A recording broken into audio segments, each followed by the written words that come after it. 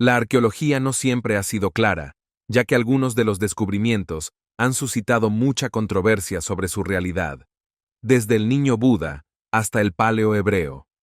Únase a nosotros mientras exploramos algunos de los descubrimientos arqueológicos más controversiales. Número 15. El niño Buda.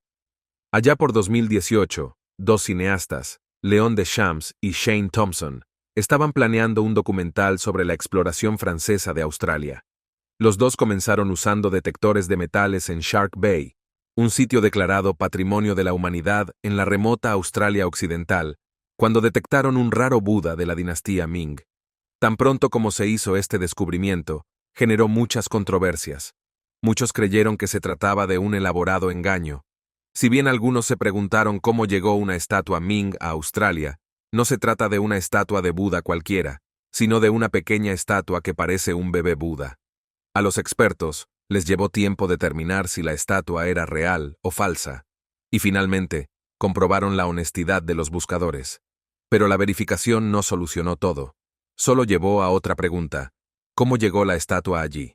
Según los expertos, el Buda de bronce, de 15 cm de altura y 1 kg de peso, fue fabricado en China hace cientos de años.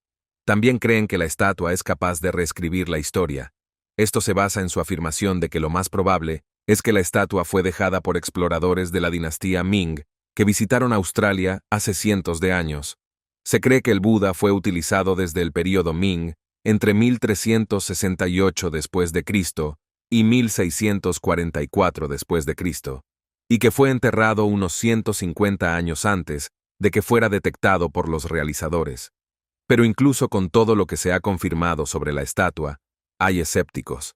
Una cosa es segura: cientos de barcos navegaron por los mares del sudeste asiático en al menos 7 expediciones en busca de la costa de África. Sin embargo, hasta ahora, ninguna evidencia ha sugerido que llegaron a la costa de Australia cientos de años antes que los primeros exploradores europeos en el siglo XVI. Algunos expertos creen que el hecho de que Buda tenga 500 años no significa que llegó a Australia hace 500 años. Además, creen que es poco probable que la flota del Tesoro china haya visitado alguna vez la zona de Gascoyne en Australia Occidental. Otro escéptico dijo que lo más probable es que la estatua fuera arrojada por los perleros o pescadores chinos en la década de 1870 como un engaño. Parece que excavar en el sitio es lo único que puede revelar el verdadero origen del Buda. Número 14. Medallón de Buda del faraón. Este descubrimiento trata sobre el faraón Akenatón. De todos los faraones que han existido, el faraón Akenatón es probablemente uno de los gobernantes antiguos más reconocidos, y por muy famoso que sea, también es un gobernante controvertido. Para aquellos que no saben de él, es el padre de Tutankamón y esposo de la reina hereje Nefertiti. Antes de hablar sobre el medallón del faraón Akenatón, analicemos un poco por qué él mismo es controvertido. Se trata de su apariencia. Akenatón tenía una figura extraña que parecía la de una mujer. Tenía caderas femeninas extremadamente pronunciadas en una posición tradicionalmente masculina. Debes admitir que eso no era una norma. Y por si fuera poco, tenía un cráneo alargado y un mentón y nariz pronunciados. Mirando su imagen ahora mismo, parece completamente de otro planeta. Bien, pero ni siquiera es por eso que estamos aquí. Lo más controvertido que poseía, además de su cuerpo, es su medallón. El medallón representa una nave real, o un disco tipo platillo volador que parece un vehículo volador. También hay una cabeza de lo que parece un alienígena gris en la parte superior del medallón. Oh, ya sabes que no puede dejar de ser controvertido. Algunos creen que este antiguo medallón es una prueba de que los extraterrestres gobernaban el antiguo Egipto. Pero, ¿son conscientes los egipcios de la existencia de estos seres extraterrestres? Nunca podremos saberlo porque incluso el medallón solo existe en fotografías. Número 13. Evolución animal.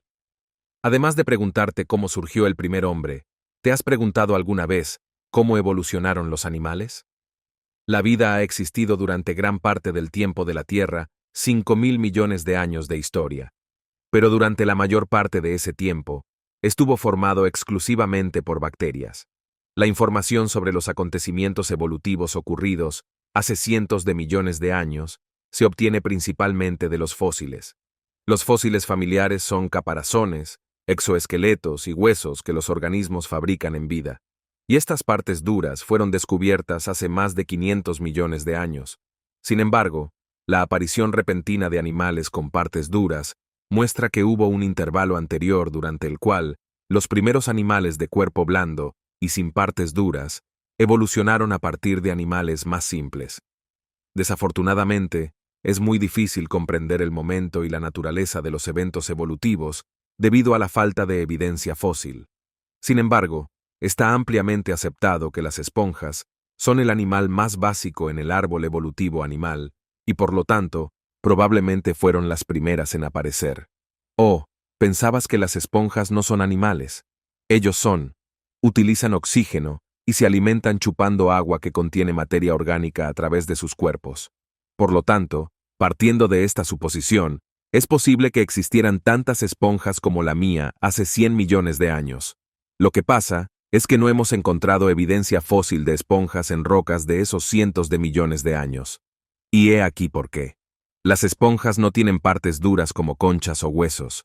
Y por eso, cuando un científico encontró evidencia de esponjas en rocas antiguas, no estaba seguro, pero si realmente demostraron que las esponjas existían en esos años, entonces podemos estar de acuerdo en que los animales existían mucho antes de que fueran descubiertos.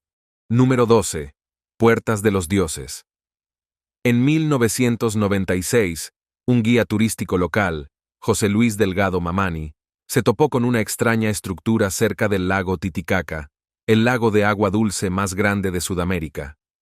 Es un tipo poco común de estructura de puerta llamada Aramuru, o la Puerta de los Dioses. Desde su descubrimiento ha estado rodeado de controversias sobre su construcción y uso.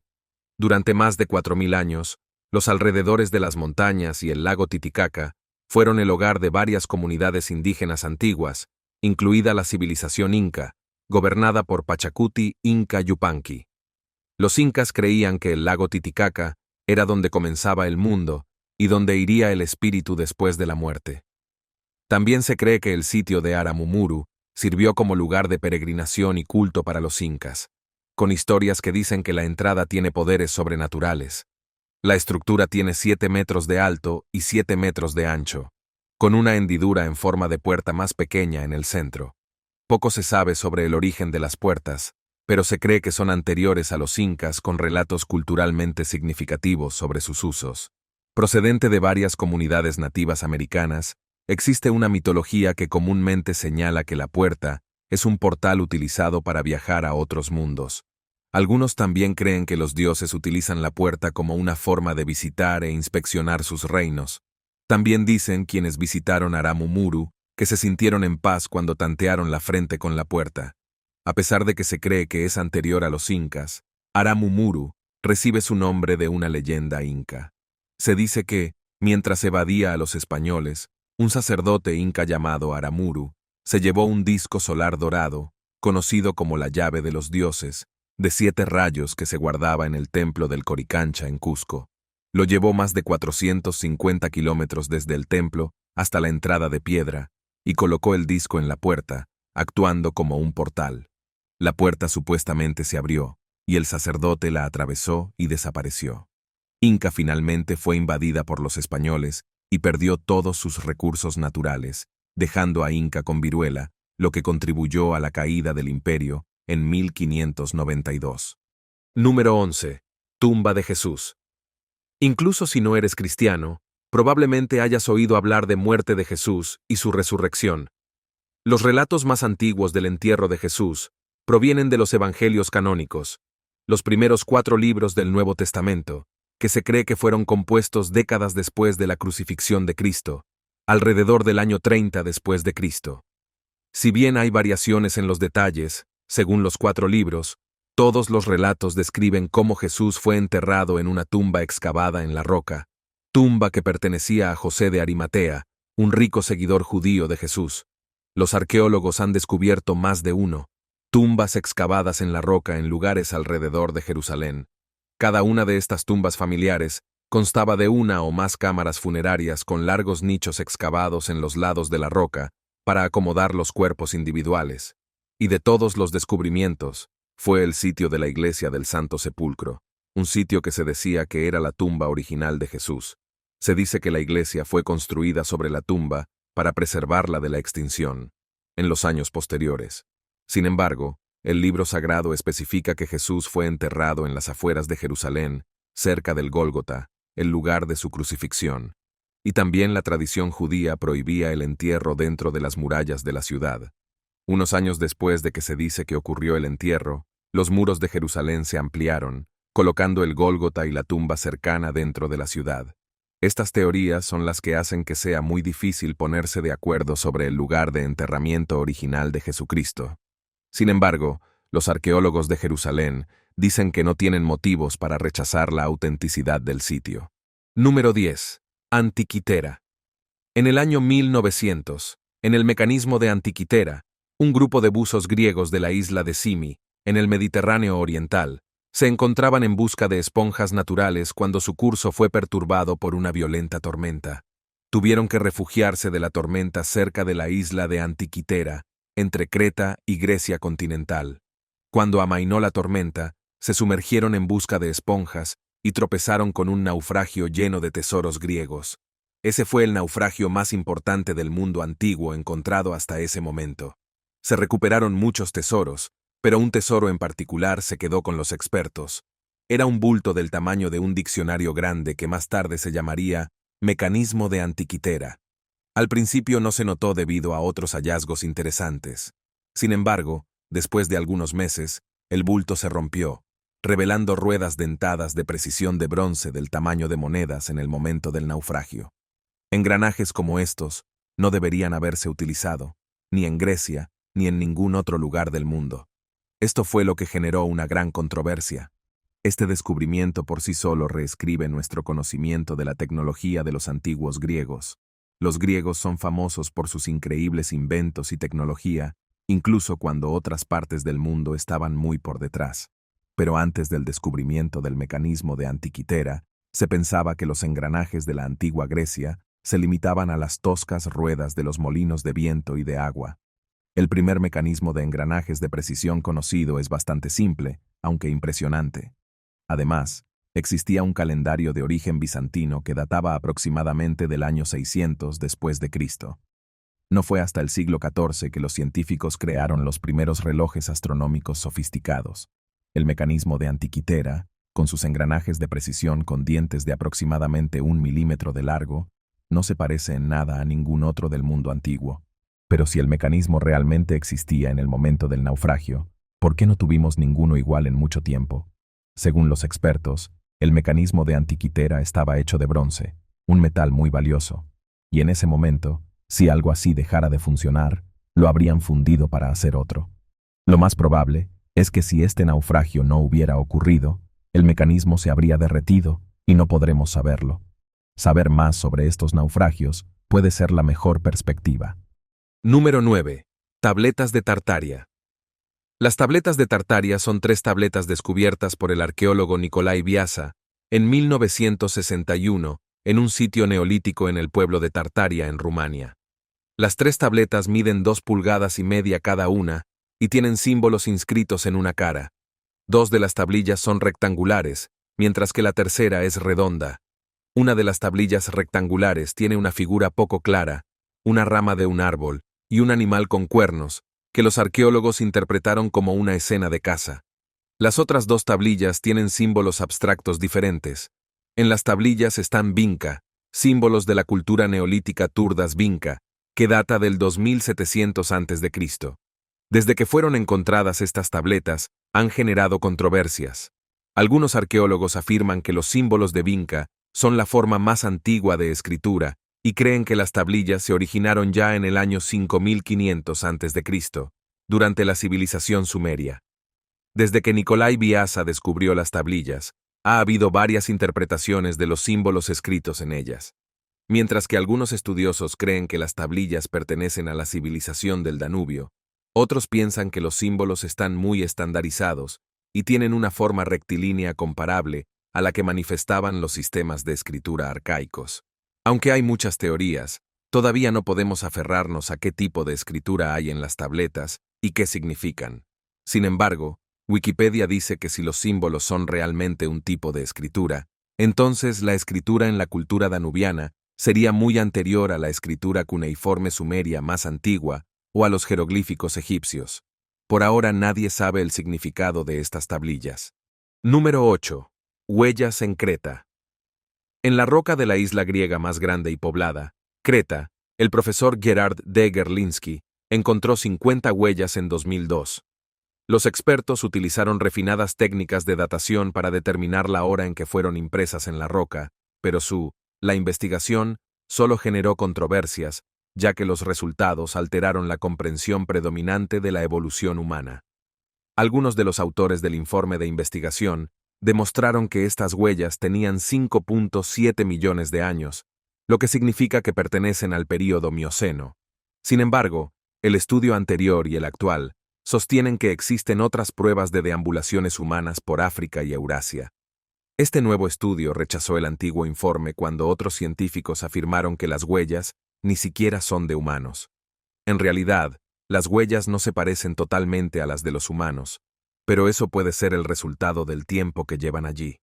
Sin embargo, las nuevas evidencias del segundo estudio sobre la naturaleza hacen retroceder la afirmación anterior otros 300.000 años y han redoblado sus esfuerzos para insistir en la semejanza morfológica humana, según la teoría de Charles Darwin de su obra El origen del hombre, publicada en 1871, argumentó que el origen de la dispersión temprana de los humanos modernos fue el continente africano. En el momento, se basó en especulaciones hasta que un estudio reciente lo demostró. Y ahora que estas huellas se encuentran en Europa, ya no puedes estar seguro de qué creer. Y sobre esas huellas, nadie sabe con seguridad si son de animales o de los primeros humanos. Número 7. Bustos de Nefertiti. Sí, ya hablamos del controvertido faraón Akenatón. Es hora de hablar de su esposa, la reina Nefertiti. No la propia reina, sino su busto. Y por busto me refiero a una escultura de su cabeza, hombros y pecho.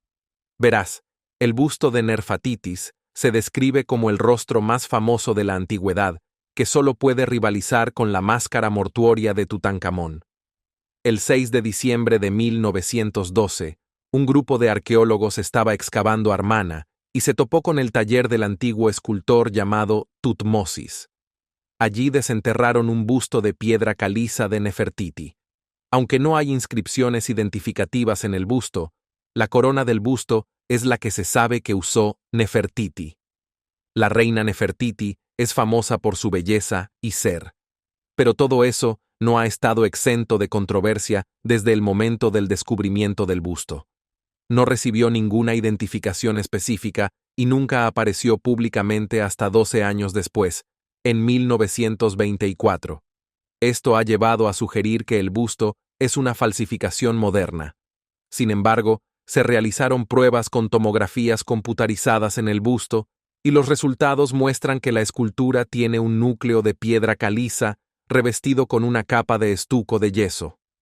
El escaneo también reveló que la cara interior estaba tallada, mostrando bolsas debajo de los ojos, arrugas alrededor de la boca y las mejillas y una hinchazón en la nariz. La capa pintada elimina los signos naturales del envejecimiento, haciendo la imagen más perfecta. Ya sea que el busto sea real o no, actualmente se exhibe en el Neues Museum, en el Museo Zinsel de Berlín, y, de hecho, ver el busto de Nefertitis está en lo más alto de la lista de deseos de muchas personas. Entonces, cuando vayas a Berlín, visita a Nefertiti en el museo. Quizás puedas saber si es real o no con solo mirarlo. Número 6. La cámara perdida en la pirámide. Desde el descubrimiento de la pirámide, nadie sabe cómo llegó allí ni por qué está allí, lo que provocó discusiones entre expertos. Como si la pirámide no fuera lo suficientemente controvertida, los egiptólogos han anunciado el descubrimiento de una cámara secreta situada justo encima de la entrada principal de la Gran Pirámide. Y ahora, todos los que conocen este descubrimiento todavía se preguntan por qué se creó la cámara. La cámara mide 30 metros, equivalente a 98.43 pies. Incluso antes del descubrimiento de esta cámara, los científicos se preguntaban por qué se construyó la Gran Pirámide unos 150 años después del establecimiento de la egiptología. Como campo académico, todavía no parece haber acuerdo entre los estudiosos sobre la función de la Gran Pirámide de Giza. Sin embargo, existen otras teorías en competencia sobre la estructura. Algunos creen que es el espejo del cielo. Algunos lo llaman el almacén, mientras que otros dicen que es la bomba de agua de la central eléctrica o el cinturón de Orión, entre otros. Pero en general, los arqueólogos convencionales coinciden en que fue construida para ser la tumba del faraón Keops de la Cuarta Dinastía, que gobernó a principios del siglo XX a.C. Si ese es el caso, significa que el espacio cerrado recientemente identificado probablemente tenga alrededor de 4.500 años. Pero incluso si todo eso fuera cierto, todavía no sabemos por qué se construyó la pirámide. Número 5. Cráneos descubiertos que pertenecen a los primeros humanos. Los investigadores decidieron centrarse en el cráneo conocido como cráneo 5, ya que proporcionaba la estructura detallada y completa que necesitaban para llevar a cabo su meticulosa investigación. Fue en el año 2005 cuando los investigadores hicieron un descubrimiento inigualable: la mandíbula inferior completa de un fósil humano. Años después, el cráneo fue descubierto en el sitio de Dmanisi, conocido por ser abundante en fósiles, situado a 156 kilómetros al suroeste de Tbilisi, la capital de Georgia. Tras este hallazgo, los investigadores dedicaron varios años a analizar a fondo el cráneo, estudiando cada detalle y característica. Los paleoantropólogos describen el cráneo 5 como un mosaico, un conjunto de características observadas en humanos anteriores y posteriores. La estructura facial del cráneo, sus dientes grandes y un cerebro relativamente pequeño se asemejan a los de los humanos fósiles anteriores. Sin embargo, la anatomía detallada de su caja cerebral, que proporciona pistas sobre el cableado del cerebro, es similar a la de una especie humana temprana más reciente, conocida como Homo erectus. Esta combinación única y fascinante de características es la razón por la cual ha habido un debate prolongado y extenso sobre si los humanos de Dmanisi eran una forma temprana de Homo erectus, una especie distinta llamada Homo georgicus, o algo completamente diferente. Mientras que algunos paleontólogos están de acuerdo con lo que se presenta en el documento, otros aún no han aceptado completamente estas conclusiones. Número 4. James Ossuary. Para quienes no lo saben, el osario es un recipiente o habitación en la que se colocan los huesos de los muertos. La revista bíblica Archaeology Review informó por primera vez sobre Santiago, el hermano de Jesús Osario, en 2002, y desde entonces, las dudas sobre su autenticidad continúan plagando la mundialmente famosa reliquia.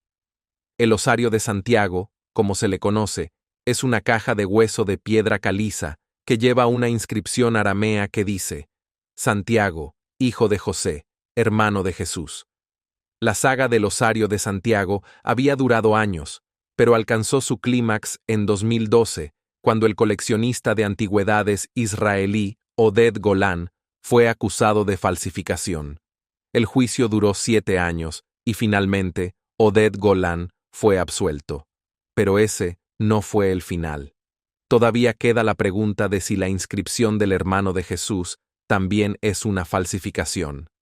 El osario ya no fue cuestionado, ya que se confirmó que existió entre el siglo I y el 70 después de Cristo, período en el que la práctica del osiligium, que significa la recolección de los huesos de una persona fallecida, prevalecía entre la población judía.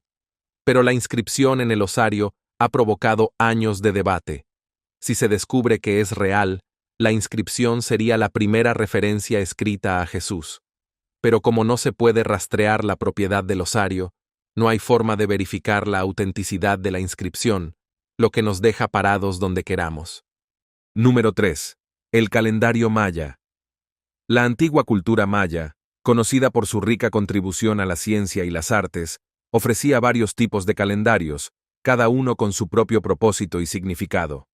Entre estos, el calendario de 819 días, que fue descubierto en el antiguo texto glífico, ha dejado a los estudiosos completamente desconcertados. Durante años, la mayoría de los investigadores han sostenido la creencia de que este particular calendario estaba estrechamente asociado con los movimientos de los planetas en nuestro sistema solar. Sin embargo, dado que cada planeta sigue su propia ruta y se mueve de manera bastante distinta, la idea de hacer coincidir varios planetas en un lapso de 819 días no parecía tener sentido o lógica. Este misterioso calendario ha sido causa de numerosas controversias y debates durante décadas entre la comunidad científica. Pero, gracias a la nueva investigación y al avance de la tecnología, se ha descubierto que este enigmático calendario coincide con ciclos planetarios que se extienden durante más de 40 años. Este hallazgo ha ampliado enormemente la visión y el entendimiento de los científicos sobre la antigua cultura maya y su avanzado conocimiento astronómico. Lo que esto sugiere es que los mayas, con su notable sabiduría y perspicacia, tomaron una visión a largo plazo, de 45 años, de la alineación planetaria y la codificaron en un calendario. Este hecho ha dejado a los eruditos modernos rascándose la cabeza con asombro y admiración, maravillados por la asombrosa complejidad y precisión de la ciencia maya. Número 2. Caballos y hombres. Según un nuevo informe publicado en 2009, los primeros caballos domesticados conocidos eran montados y ordeñados, algo muy diferente de lo que conocíamos. Los hallazgos de un equipo internacional de arqueólogos podrían señalar los inicios de la domesticación de los caballos y ayudar a explicar sus primeros impactos en la sociedad. Los arqueólogos excavaron sitios en Kazajstán entre 1994 y 2002 y descubrieron que la domesticación de los caballos puede haber comenzado en Kazajstán hace unos 5.500 años, unos 1.000 años antes de lo que se pensaba originalmente. Sus hallazgos también sitúan la domesticación de los caballos en Kazajstán unos 2.000 años antes de lo que se sabe que existió en Europa. El equipo de investigación utilizó varias técnicas para descubrir que los caballos proporcionaban alimento y leche, demostrar que los caballos domésticos se diferenciaban de los caballos salvajes de la misma región, y demostrar que los caballos eran enjaezados y posiblemente montados en el cuarto milenio antes de Cristo en Kazajstán. Según una investigación realizada utilizando un nuevo método de análisis de residuos de lípidos liposolubles encontrados en la antigua cerámica de Pajarita, se descubrió que los humanos consumían leche de yegua al comienzo de la Edad del Cobre, hace unos 500 años. Además, los exámenes de restos óseos antiguos mostraron que los caballos tenían una forma similar a la de los caballos domésticos de la Edad del Bronce, pero diferentes de los caballos salvajes más antiguos de la misma región. Esto muestra que la gente seleccionaba los caballos salvajes por sus atributos físicos. ¿Quién habría pensado que la leche de yegua era un gran problema en aquella época? Número 1. Una piedra del Decálogo. La piedra del Decálogo de los Lunas fue descubierta por el arqueólogo Frank Heben en la década de 1880. Fue encontrado al suroeste de Albuquerque, Nuevo México. En 1985, George Morehouse, mineralogista y miembro de la Sociedad Epigráfica, examinó la piedra y dijo que tenía entre 500 y 2.000 años. Estimó la edad basándose en cuánto había sido erosionada la roca por la arena arrastrada por el viento. La piedra tiene una inscripción, y todo sobre ella ha generado controversias. Se dice que la piedra del Decálogo contiene los 10 mandamientos tal como se describen en la Biblia, de ahí el nombre de Decálogo. Los 10 mandamientos fueron escritos en escritura paleohebrea. El paleohebreo es una forma temprana del alfabeto hebreo y es similar al alfabeto fenicio. Algunas personas dicen que la piedra es anterior al viaje de Cristóbal Colón a la Española en hasta 1.500 años. A lo largo de los años, varios eruditos lingüísticos y religiosos han examinado la escritura para determinar el tipo de lenguaje escrito en ella y conocer su significado. El texto tiene algunas características interesantes. Por ejemplo, aunque es una forma temprana del hebreo, también muestra influencia helenística. En algunas zonas, las letras griegas se sustituyen por letras hebreas. Hay símbolos incluidos en el texto que no se utilizaron en hebreo hasta la Edad Media, lo que presenta un problema para datarlo antes de esa época. En medio de todo eso, están las críticas a la autenticidad de los textos. Están en desacuerdo con la presencia de errores ortográficos. Por ejemplo, el autor utilizó la letra hebrea Aleph, que es como la A del alfabeto inglés. Luego, el autor trató a Aleph como una vocal, cuando en el hebreo antiguo era una consonante. También se descubrieron errores con otras letras, como tratar dos letras que representan sonidos distintos como si fueran el mismo sonido, y debido a estas cosas, generalmente no se acepta que la piedra sea real.